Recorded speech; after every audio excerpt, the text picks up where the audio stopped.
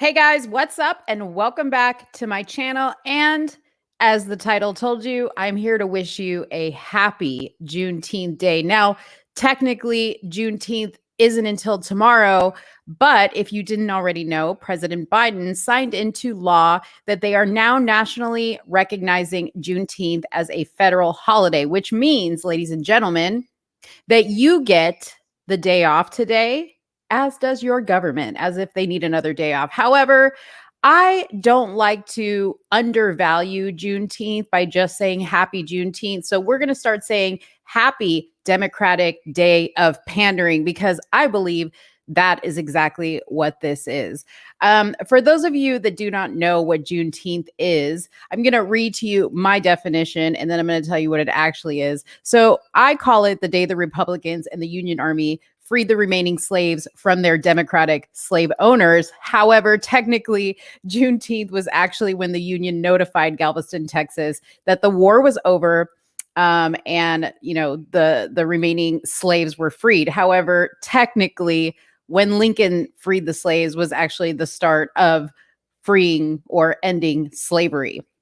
You can go into all the details of it, but there were some states that decided to remain slave states and so on and so on. But nonetheless, your Democrats have overlooked everything. And we're talking shootings, which are up 94% in the Black community. Kids are getting dumber and dumber and dumber and cannot pass basic math and reading tests. Black neighborhoods are burning down at a rate we can't even keep up with.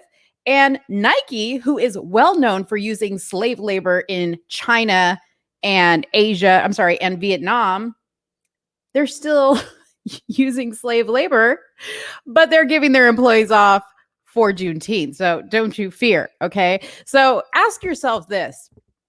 What exactly is Juneteenth accomplishing for the Black community?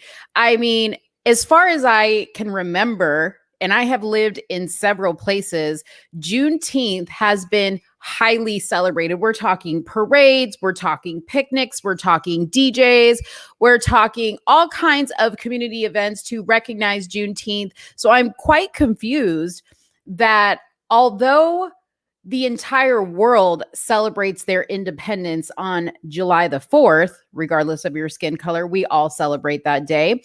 They felt it necessary to recognize Juneteenth. Now, some of you might think that that's because it's been long overdue and they really care. Well, I mean, technically, it's been 156 years since that happened. So they're a little bit late, and we've been through a Black president. We've been through the current president being the vice president with the Black president, and this wasn't a concern of theirs. So I kind of feel like issuing this day as a national federal holiday is more or less a consolation prize or a goodie bag for saying, thanks for playing. Thanks for voting. We got an office, and this is what you get: a day off from work. We're not going to solve any of the problems in the Black community. We're not going to actually address some of the issues that we campaigned on, right? And fix some of the actual problems that are going on. No. We're going to give you Juneteenth. In addition to that, okay, I don't remember if this was yesterday or this was the day before, and I'm going to show you on my computer because this is quite hysterical, but they built, I don't know if it's built or soldered together, a gigantic 700-pound statue of St. George Floyd of fentanyl. Yes, ladies and gentlemen, you heard correctly, okay? This statue, let me just show you because I can't even really describe to you the amazingness of what this statue is. So here's the statue right here. It is literally gigantic, and it is of George Floyd. Now, I'm actually going to look up where this is because I found it quite funny that out of all the people that came out of this state, that they chose to build a statue of George Floyd. And here in the photograph, you see two young Black boys with their mother, I'm assuming, posing next to this statue as if he's some kind of hero. Yet what this mother is not telling her children is that this man was a drug-addicted criminal, okay, who actually held a loaded weapon to a pregnant woman's belly and robbed her. Okay, that was before he died as a result of Officer Chauvin kneeing on his neck during a what they called, I don't know if it was a traffic, it wasn't really a traffic stop, but he was in his car, right? He didn't comply. He was acting kind of weird. I'm not saying what Officer Chauvin did was the right thing. I'm not saying that at all. You can go back to my other videos on that. But to erect a statue in this man's honor is completely ridiculous. And it is, once again, proof that all they care about is pandering to you. Okay. This man has done nothing for the Black community. And if you want to argue with me on that, please drop a comment below and let me know what the death of George Floyd has done for the Black community. If you want to argue that it has brought some type of wokeness to society, I'm going to respectfully disagree with you, because I really feel as though society has gotten worse since what happened to George Floyd. In fact, I'm going to take it back all the way to when President Obama was in office, and I really truly feel like that actually was the decline of the Black community and everything having to do with real Black issues. President Obama did nothing to help the Black community, and you will find a ton of Black people that would agree with me on that. So let's go really quick and see where the George Floyd statue is. Okay, let's look in here. It's in Newark, New Jersey. Now, isn't Whitney Houston from Newark?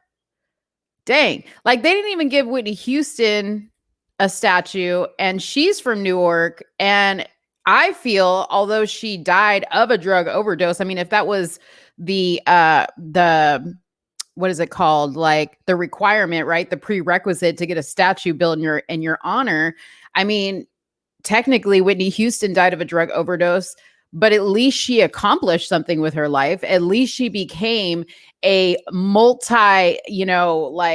successful Black artist, actress, right? Like, she did a lot for her community. She really did. Now, she had a lot of personal struggles, and that was very, very sad. But I would have much rather had a statue of her than of George Floyd.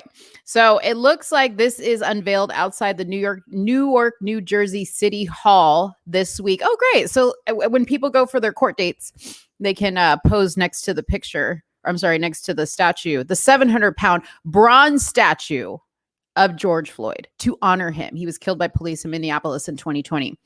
So it looks like this unveiling ceremony happened on Wednesday. Newark Mayor Ras Baraka said Floyd represents a lot more than himself at this juncture in history. Okay, so what they're saying here is that George Floyd represents other Black people. So what that tells you is they think a drug addicted criminal is what represents Black people. Do you guys see what is going on here? Do you see how they are trying to pander to your oppression? Do you see what is happening? They are constantly convincing you that you are no greater than a drug addicted criminal, that you're oppressed, that you can't accomplish anything in this world. And if you were to accomplish, if you want to be something, go get yourself killed by the police by acting erratically and being on drugs and not complying. That will make you important. That will have you die a martyr for the Black community. That's basically what I feel this is saying. So let's keep reading. It says, today, Mayor unveiled a donated statue honoring George Floyd in front of City Hall alongside filmmaker Leon Pickney, artist Stanley Watts, and activist Larry Hamm. Okay. It says, Baraka said Floyd's death has had the same impact as Emmett Till's in 1995. When the statue came to me, there was no contemplation, no trepidation. I said, why not? Let's have it here. Let's have it in Newark, he said, adding that he hopes the statue inspires people to become active in struggles that are happening right here in Newark and right here in New Jersey. Honey, if the crime rates in New Jersey aren't going to motivate people to do something for their community or for the struggles, what makes you think a 700-pound bronze statue is going to do anything for them? I mean, the way I envision it is, okay, it's in front of City Hall. So usually, you know, City Halls are typically not in good neighborhoods. So let's just say I'm a crackhead, right? And I'm walking down the street, like tripped out on crack. I'm freaking out. I'm thinking maybe I overdose. And all of a sudden I see the statue of George Floyd. So I go and I rub it. And all of a sudden the symptoms of my overdose disappear. And I see a new future for myself. No, that's not how it's going to happen. Okay. That statue is going to get pooped on. It's probably going to have graffiti. People are going to go there and take pictures. I mean, is his own George Floyd isn't even from Newark, but does his home city even have a statue for him?